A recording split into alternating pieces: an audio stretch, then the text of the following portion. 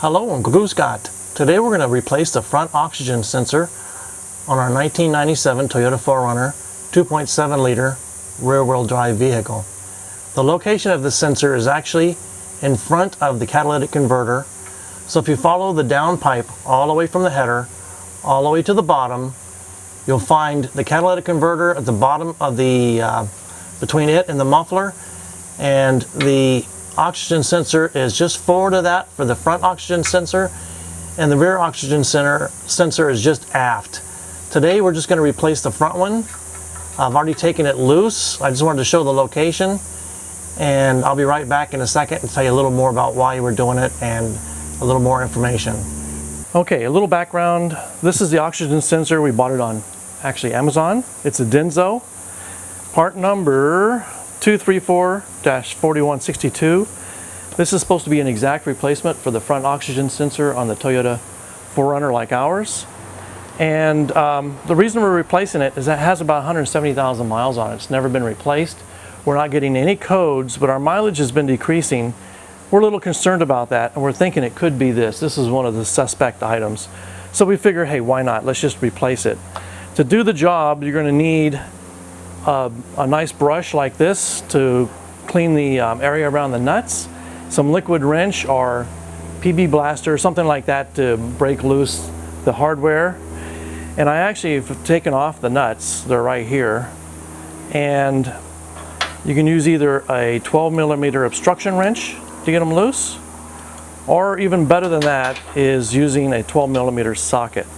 So what I did was, since the bolts from the flange stick way up, I went ahead and slipped the socket over it after I cleaned it off with liquid wrench and used a ratchet to get it loose. It's kind of a tight spot, so you'll have to be kind of inventive for what tools you use. So I took the two nuts off, and now I'm just going to disconnect the old sensor and take it out. So I'm going to do that, and I'll be right back.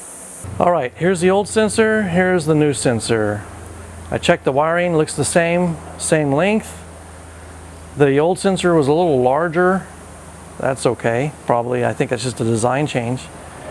So to get this out, it's actually fastened, it sticks into a connector on the other end, and that connector is fastened to this little bracket, which is held in place something like this, or must be like this. So this bracket, you have to take a 10mm wrench, take it loose. It looks like it goes to a valve or something, but it's okay, nothing's going to come out.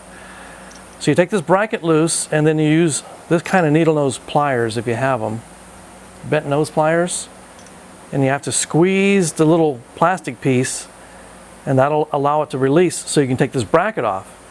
Once you have the bracket off, then you can start to work with this connector here.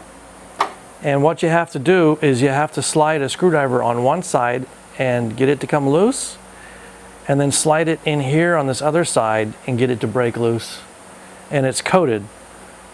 These little ridges are far apart, these are close apart, I mean close together, these are close together.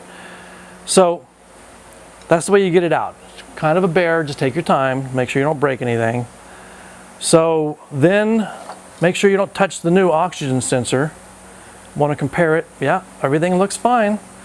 So I'm simply going to install this one, and what I'm going to do is put a new gasket in with it, which it comes with, and I'm going to use some anti-seize compound on the bolts or the nuts that came loose.